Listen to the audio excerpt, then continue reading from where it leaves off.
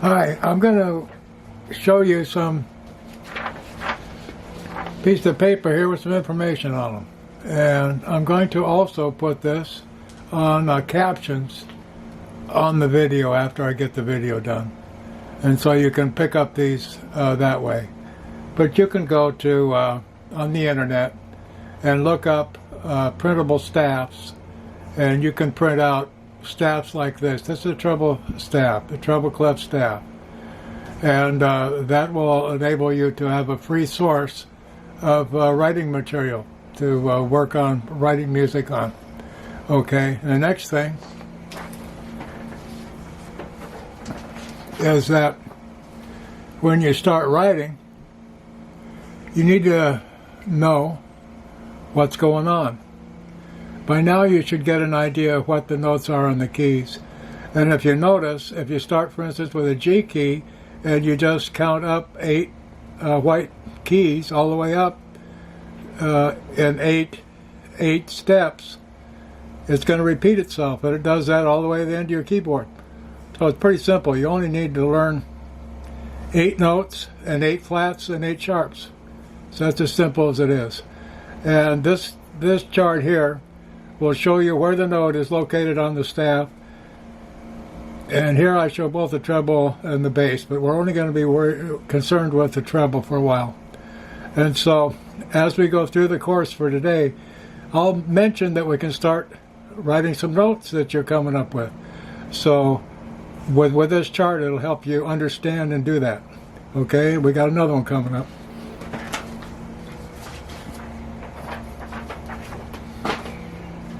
This little chart here gives us an idea of how notes have a rhythm to them. The top note is a whole note, and it has 4 beats. And all the combinations all the way down are 4 beats. And if you look at the configurations of the notes, you'll see you have a whole note, second one's a half note, third one's a quarter, the fourth one is an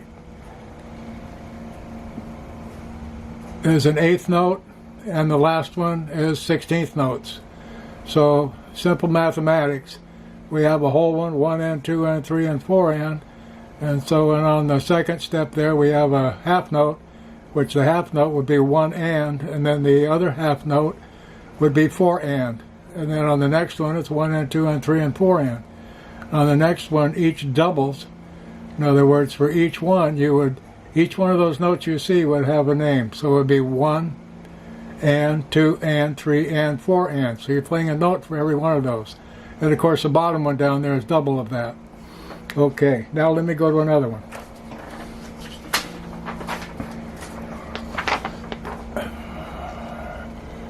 I know this is probably really hard to see, but when the end result is, you'll be able to just look at it and click on it and open it up. But this gives you an idea so you understand what I'm talking about today.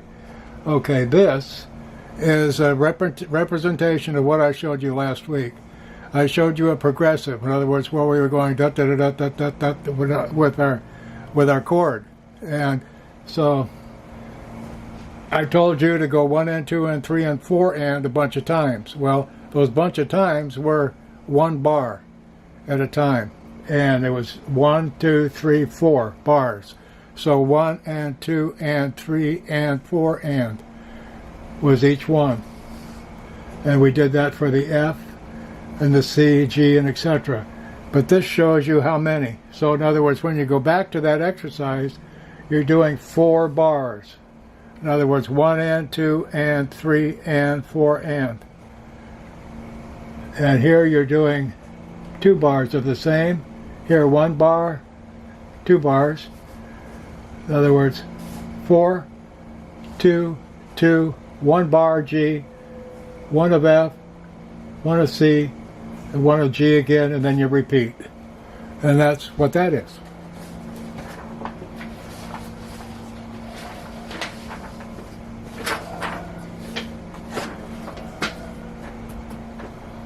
I'm going to sit down and we'll do a little work.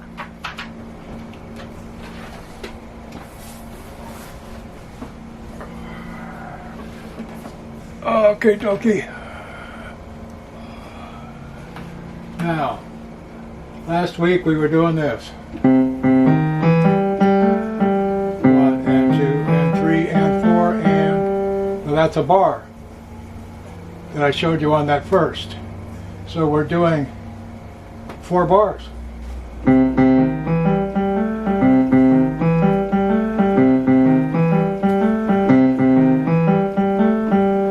And I believe we're doing 2.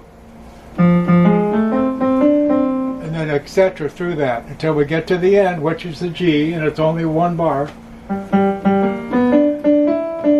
then we go back and we start the whole thing all over again with C being in that bar. Now,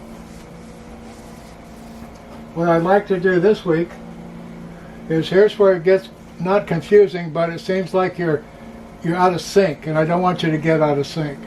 And so I'm going to take you back to when we first started, where I showed you how to do a note.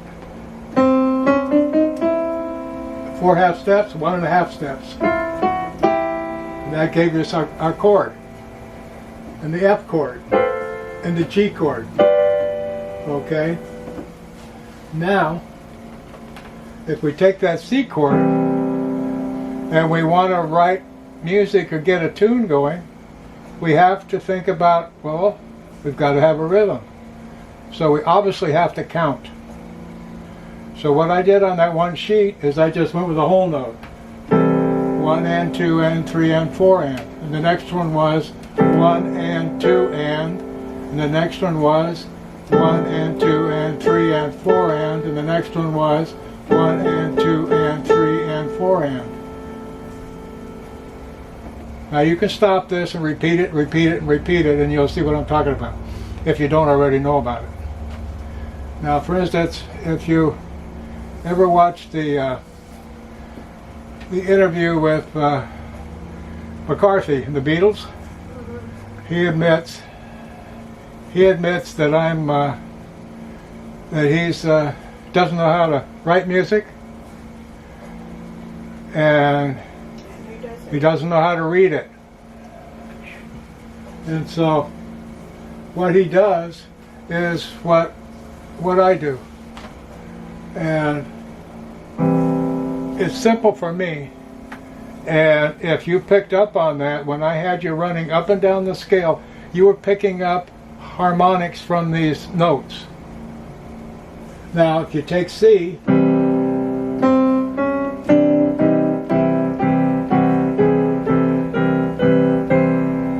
not all those sound perfectly in harmonic, but it all depends on the timing that you put on that note. In other words, one of the things I want you to do this week is go to my site on YouTube. In other words, if you're listening to the lesson, just drop down to where it just says Tim Clark, click on it, and that'll put you into where you can watch my videos. But I want you to go to where it says playlist and just listen to the song Voices in My Head. The reason I'm doing this and the way I put that together is I wanted to show you what you could do with just a simple CFG progression. Just 3 chords in a progression, and that's what we're working with. But if you go to that, you'll see that I wrote that whole song on those 3 chords. And I used the same progression I'm showing you right now, except I didn't use the bass. I didn't use that. Instead, I just simply tossed back and forth between C's and gave it a rhythm and just started working on it.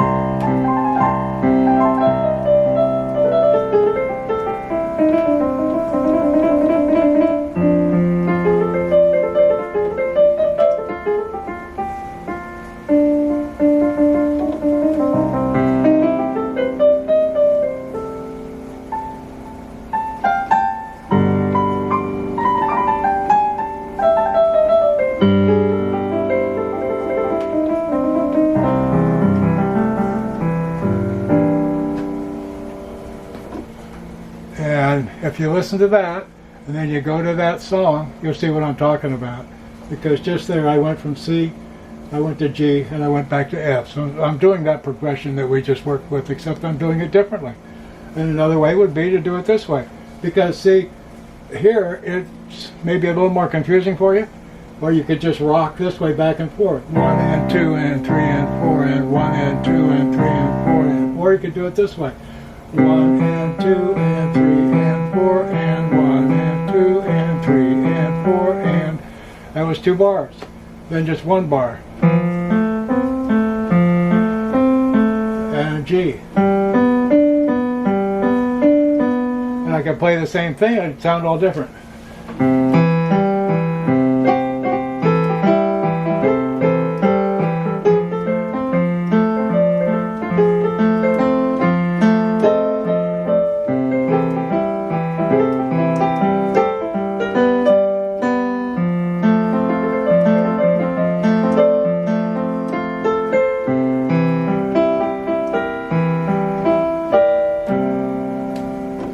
Just using a different type of rhythm.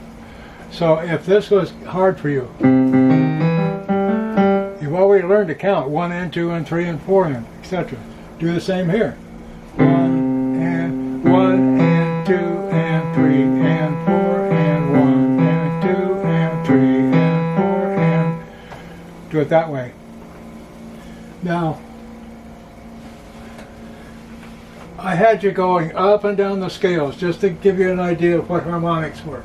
So in other words, if you just say you keep with the white keys, the easy way to go up and down is simply turning one of your fingers underneath or over whatever you need to do, but the easiest way is like so. Now the third one I stop, and I still have 5 notes right here. So I run my thumb under and I hit that one. Now, if you were to practice that 1,000 times, you'd hear what they play on the radio all the time when some of these guys sit down and play. Now, roll up, right up the keyboard. Well, I do it coming down. I don't do it going up. So, anyway. And that's just because, for some reason, I'm tuned in that way. But the thing that I'm trying to put across is that each note has its own individual tone. And so when you go to a chord, it has 3 individual tones combined with that. And with those 3 notes, you can hit just about anything you want to hit, but you have to end up on a key that is a primary note of this chord, which obviously those 3 notes are. So if you come up here and hit this, and then you just do this,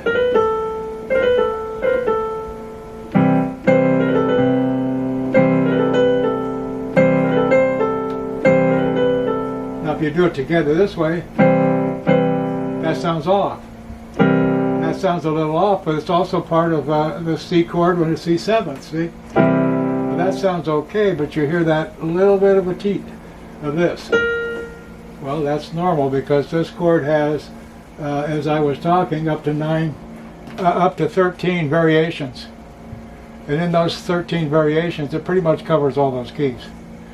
But if you're not, because what's going to happen when we get down the line here is, say you're going to play something and you're reading it or you're playing it off your head or whatever it is, you're not going to just hit this chord. You're going to be doing something.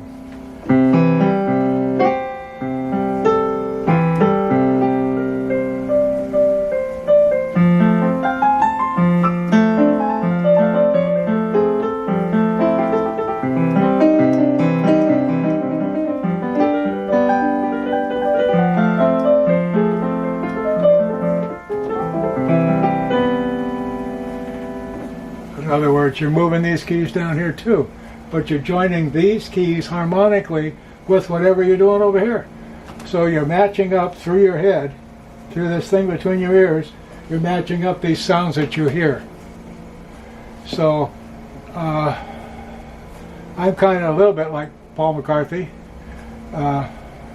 in that I couldn't follow direction in learning how to play because the sounds were fighting me against what I was trying to play. And the only time I got freedom was when I just started putting the harmonics together. So if I was going to play, like up here, I think I can't even see it. But if I was going to play Sunny or something, okay, I'd add some to it. See, I would add more harmonics to it to give it more of a sound that makes you feel good. Simple as that. And if you remember when the Beatles came to, well, most of you aren't going to remember it. If you were born in the 80s, you'll never remember back then, but you hear the music. But when the Beatles came to the United States in the 60s, everybody was just amazed at all the chords that they were playing.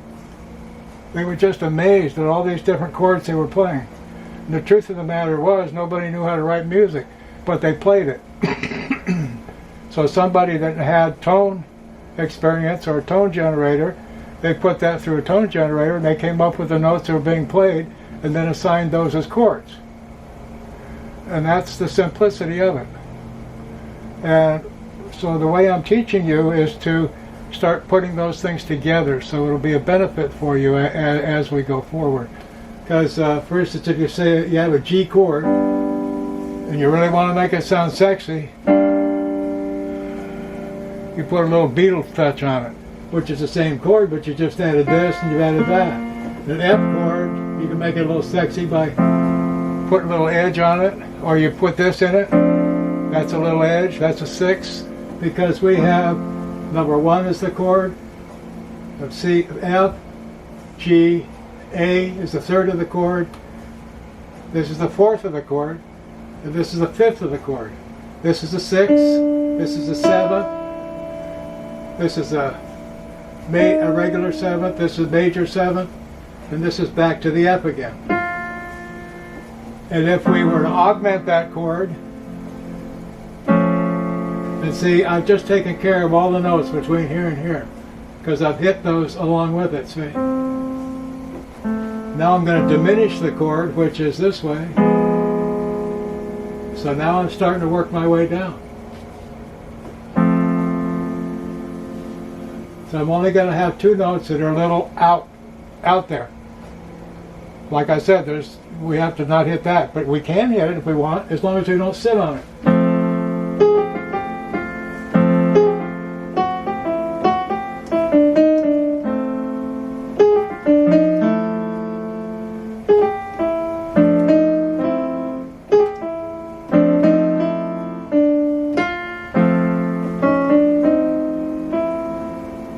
In other words, we can add things in there quickly, or we could do this kind of a thing.